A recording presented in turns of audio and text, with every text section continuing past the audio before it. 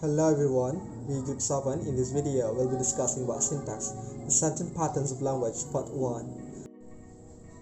In this video, we have 5 topics to be discussed. The first is types of syntactic structures, the second is types of sentences and clauses, the third is phrases, the fourth is labeling constituents of a sentence, and the last is labeling phrases.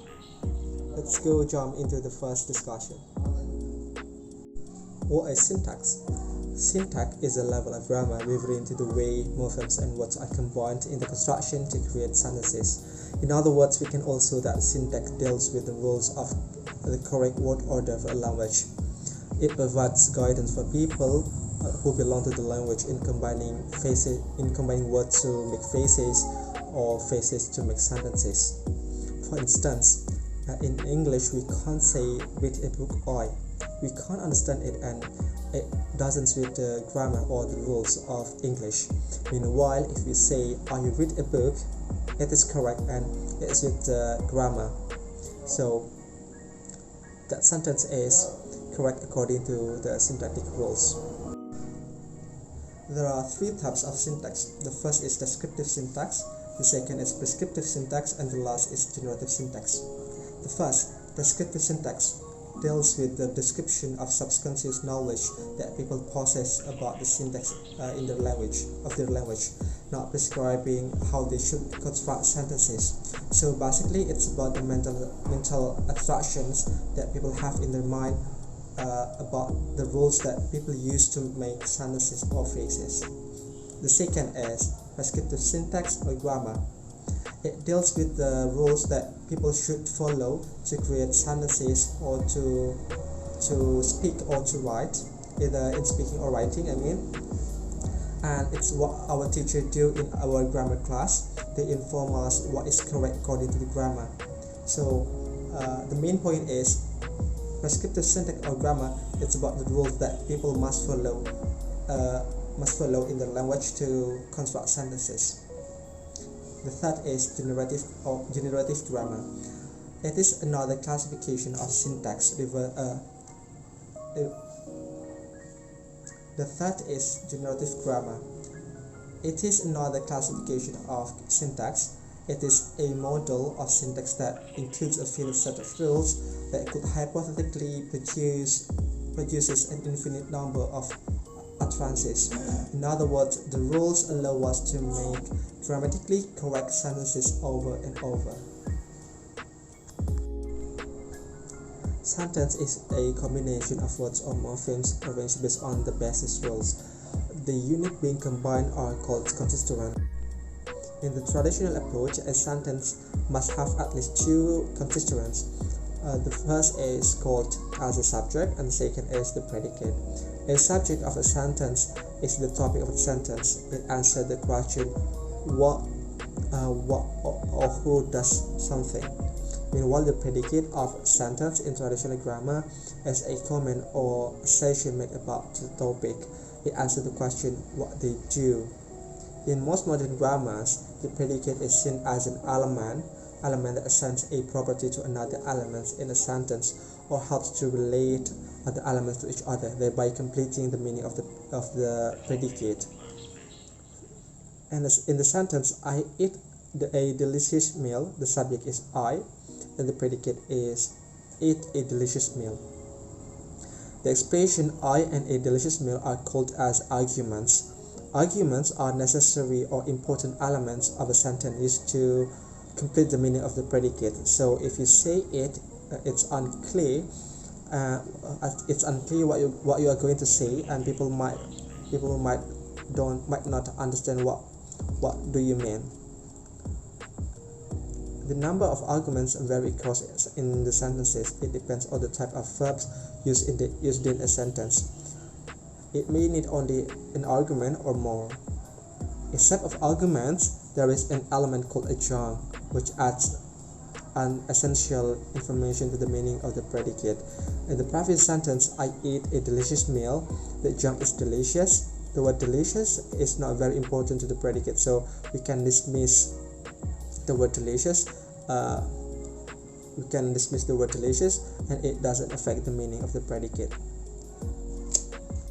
I will present about types are of sentences and clauses.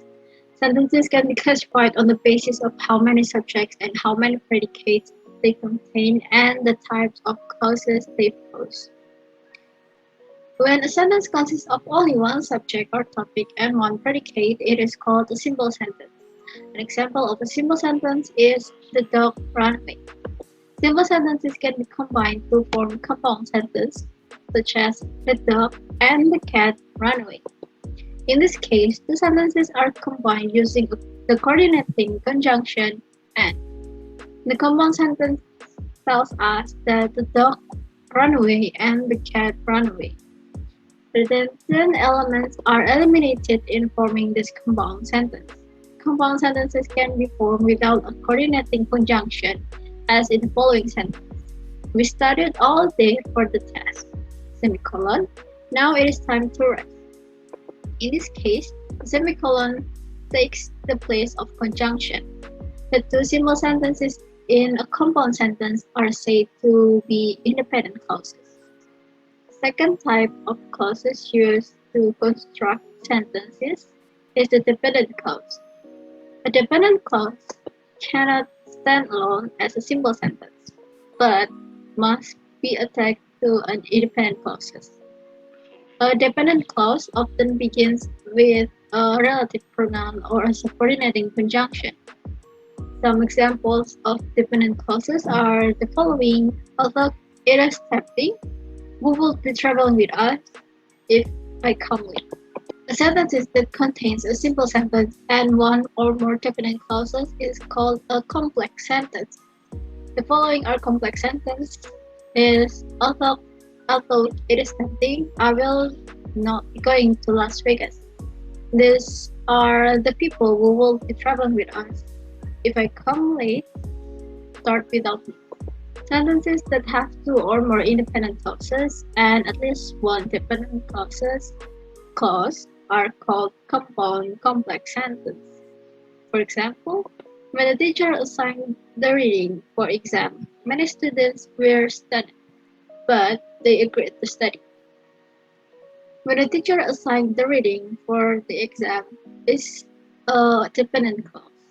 Many students were studied could stand alone as a simple sentence and is therefore an independent clause of the larger sentence.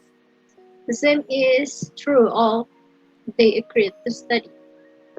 This independent clauses is attached to the rest of the sentence by the coordinating conjunction but. The terms simple sentence, compound sentence, complex sentence, and compound complex sentence refer to the grammatical construction of a sentence. Sentences can also be classified on the basis of their meaning, purpose, or function, or voice. The following are some of the most common sentence types classified in this way. Declarative. This sentence make a statement. Christine just arrived. Interrogative. The sentences ask question. Has Andrew just arrived? Imperative. The sentences express a comment or make a request. Aaron, come here. Exclamatory. This sentence shows strong or sudden feeling. Oh, if John were only here. Thank you. So, what is phrase? A phrase is a constituent of a clause. A phrase may be a string of words or just one word. Phrases include noun phrases, verb phrases, adjective phrases, prepositional phrases, and verb phrases. The word phrase can also be embedded within another phrase. Passive voice. English teachers often tell students to avoid using the passive voice. The passive voice can obscure who is doing what to whom. It can be used to add variety to an utterance as long as it does not obscure meaning. Some uses of to be words can eliminate the person responsible for the action completely. Noun phrases. Noun phrases can be abbreviated as NP. Noun might be preceded by an adverb or a subtype of adjective called a determiner. Determiners tell whether a noun refers to a specific thing or something that is not specified or a general thing. Some possible noun phrases are as follows. The first example is gym. The noun phrase is N. N itself is the abbreviation for noun if it cannot be broken down further. Verb phrases. All English sentences, sentence is abbreviated as S, contain a noun phrase, abbreviated as NP, and a verb phrase, abbreviated as VP, that is, an English sentence is minimally as follows. In the simple sentence, fish swim, swim is a verb phrase composed of just a verb. Verb phrases often include a noun phrase. Verbs that combine with a noun phrase are called transitive verbs. Other type of phrases. In addition to noun phrases and verb phrases, other important phrasal categories are adjective phrases, abbreviated as ADGP, adverb phrases, abbreviated as ADVP, and propositional phrases, abbreviated as PP. Other type of phrases. In addition to noun phrases and verb phrases, other important phrasal categories are adjective phrases, abbreviated as ADGP, adverb phrases, abbreviated as ADVP, and propositional phrases, abbreviated as PP. Adjective phrases are headed by an adjective, but might also include adjective modifiers. It is an element that adds a property to another lexical item. Adverb phrases modify verbs in the following ways. First is frequency. For example, they came every day. There are 4 examples, and you can go ahead and look at the example. The first one is the labeling the subject and predicate of a sentence. And the second is rewriting the following noun phrases in terms of abbreviations and arrows. Okay, so I'm going to explain you about the constituent structure of sentences. So, a sentence is made up of constituents or parts, and then they make up the whole, but functions differently. Between the whole and the individual parts are various of assemblies of parts that go together, such as the verb phrase, the object-noun phrase, a prepositional phrase, and so on. Each of them has a specific function, and the proper combination of individual parts makes the function possible. Okay, so next I'm going to show you an example. So this is the sentence. The foreign exchange students will live in an unfamiliar country for a year. So now I'm going to divide it into 2 groupings. The first one, each word has meaning and a specific function in the sentence. So these are the groupings. First one is foreign exchange student, unfamiliar country, and then live in an unfamiliar country. Then the second group, this group do not have coherent meaning or function relative to the entire sentence. Foreign exchange, country for a year, and live in a. What makes it different is that the former one, they do not function as meaningful units for the sentence. Why? Simply because there is no question that we can pose that will have the answer to the mentioned words. So as an example, if we use a word from the latter groupings, so let's just take an example. This foreign exchange student, we can ask a question like, who will live in an unfamiliar country for a year? The answer will be a foreign exchange student. But for the former group, there is no proper answer for a foreign exchange. Next, I'm going to explain about labeling constituent of a sentence. It is divided by 2. The first one is the words. As the smallest constituents of a sentence are the morphemes that make it up. Morphemes make up words. Each word can be labeled as to its part of a speech. As an example, as you can see, the art student look at a very beautiful painting. And then below the sentence there is there's this description about what are the words are, such as adjective, nouns, auxiliary, verb, preposition, etc. And then the second one is the lexicon. It is a list of all morphemes that are used in that language to form words. Each morphemes in a lexicon is accompanied by a set of specification. It is included information about the meaning, pronunciation, and various other grammatical feature on each morphemes. So what is labeling phrase? Labeling phrase is a process of attaching or identifying a descriptive word sign in a phrase or sentence. It can be labeled as noun phrase, verb phrase, adjective phrase, adverb phrase, prepositional phrase, and others. So labeling phrase can be made in two kinds. The first one is phrase labeling, and then the second one is phrase structure tree. So basically, phrase labeling indicates which phrase label are used. So you can either indicate it as adverb phrase, verb phrase, or others. And in one sentence, there can be more than one kind of phrase.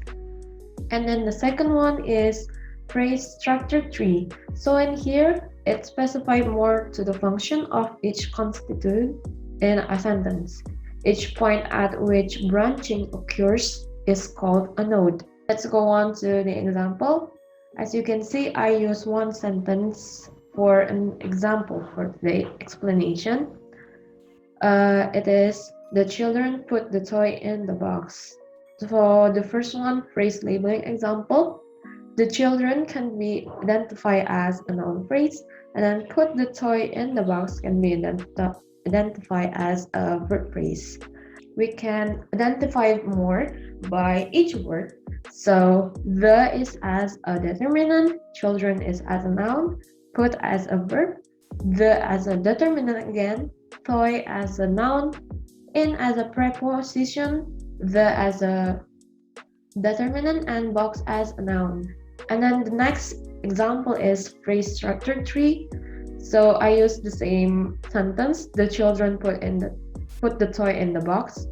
And do you guys notice that the tree is upside down? Why is the sentence are in the bottom, not the top?